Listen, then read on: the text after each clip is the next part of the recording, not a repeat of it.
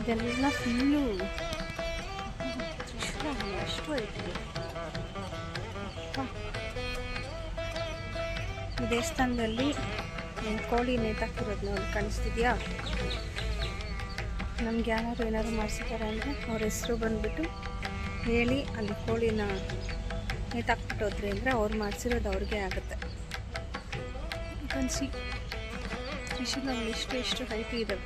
ಇದು ಮುನೇಶ್ವರ ಸ್ವಾಮಿ ದೇವಸ್ಥಾನ, ಕೂಟ್ ರೋಡ್, ಧರ್ಮಪುರಿಯಿಂದ ಒಂದು 30 ಕಿಲೋಮೀಟ್ರಲ್ಲಿ.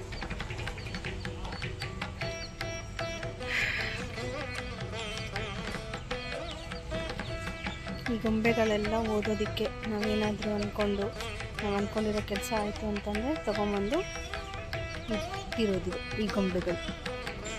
ಇದೆಲ್ಲ ನೋಡಿ, ಅದು ಪೊಲೀಸ್ ಕೆಲಸ ಆಗೋದಕ್ಕೆ.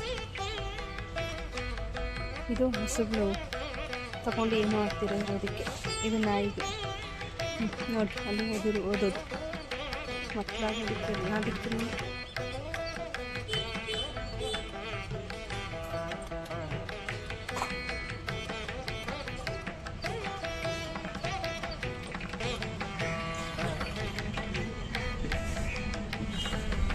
ಅಲ್ಲೂ ಇದೆ ನೋಡಿ.